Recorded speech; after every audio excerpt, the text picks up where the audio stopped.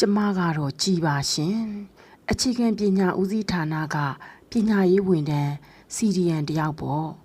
စီဒီအန်ဝန်ထမ်းနေရဲ့ဘဝကအင်မတန်မှလေးစားဂုဏ်ယူဖို့ကောင်းတယ်လို့ခက်ခဲကြမ်းတမ်းလာတယ်ဆိုတဲ့အကြောင်းကိုရှင်းဖွင့်ခြင်းပါတယ်ရှင်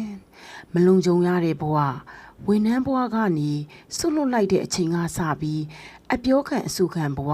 ရှောင်တိန်ပြေးလွှားရတဲ့ဘဝနဲ့ခက်ခဲမှုတွေမျိုးစုံကိုရင်ဆိုင်ခဲ့ရပါတယ်ဒါပေမဲ့ကျမတို့တွေ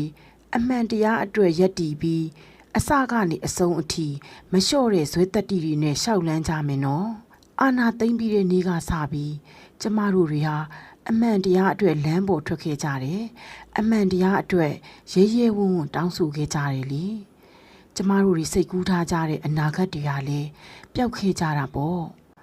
9ရက်6လ2021ရက်ကတော့မှတ်မှတ်ရရနေပါပဲအမှန်တရားအတွက်ယက်တည်ခဲ့ရတဲ့ကျမကိုမှလာရှာကြတယ်လေကျမအတွက်ကျမရဲ့မိသားစုကအယမ်းကိုစိတ်ပူခဲ့ကြတာပေါ့အဲ့ဒီအချိန်မှာမိသားစုနဲ့ခွဲခွာရတဲ့ခံစားချက်ကိုကျမမခံစားနိုင်ခဲ့ပါဘူးညစဉ်ညတိုင်းမျက်ရည်တွေနဲ့ပေါ့ခိုလုံခွင့်ပေးခဲ့တဲ့ဦးလေးရဲ့မိသားစုကိုလည်းအယမ်းကိုကျေးဇူးတင်ခဲ့ရပါတယ်8ရက်9လ2021မှာတော့နှွေးထွေးတဲ့ကျမရဲ့မိသားစုစီကိုကျမပြန်ရောက်ခဲ့တယ်လေဒါပေမဲ့အဲ့ဒီအပျော်တွေကခဏပါပဲ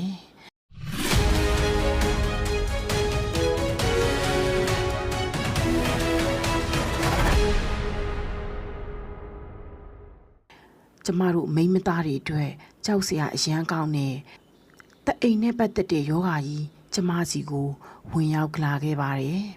ယောဂါရဲ့ဒဏ်ကိုခံနိုင်ရရှိအောင်စေဝါတွေဆရာဝန်တွေရဲ့လမ်းညွှန်မှုတွေနဲ့ကုသခံယူခဲ့ပါတယ်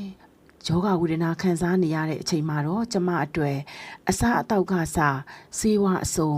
လမ်းညွှန်မှုတွေပေးခဲ့တဲ့စီဒီအန်အမတယောက်ရဲ့အကူအညီကြောင့်ကျမစိတ်ခွန်အားရရှိခဲ့ပါတယ်ယောဂဝေဒနာကိုလည်းအန်တုလာနိုင်ခဲ့တယ်လေ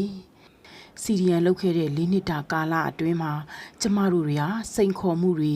ခက်ခဲကြမ်းတမ်းမှုတွေကိုရင်ဆိုင်နေရတော့မှာပဲဘလောက်ပဲခက်ခဲကြမ်းတမ်းပါစီကျမတို့တွေတော်လှန်ရေးကြီးကိုအပက်ပက်ကနေပါဝင်ကူညီရှောက်လန်းနေကြသူတွေမှုကျမတို့စီဒီအန်တွေရှေ့ဆက်ချီတက်ကြမယ်နော်ကျမတို့တွေမျှော်လင့်ထားကြတဲ့အနာဂတ်အသက်ရှင်မှုတွေဘဝလုံခြုံမှုတွေ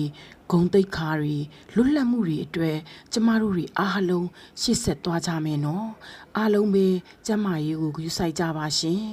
ကျမကိုယ်တိုင်ကလည်းကျမရေးနဲ့ပတ်သက်ပြီးခံစားချက်တွေရှိနေတာမို့အားလုံးကိုကျမ်းမာစေချင်ပါတယ်တော်လှန်ရေးကြီးပြီးသွားရင်ကျမတို့တွေပြန်ဆုံကြမယ်နော်အားတင်းထားကြပါရှင်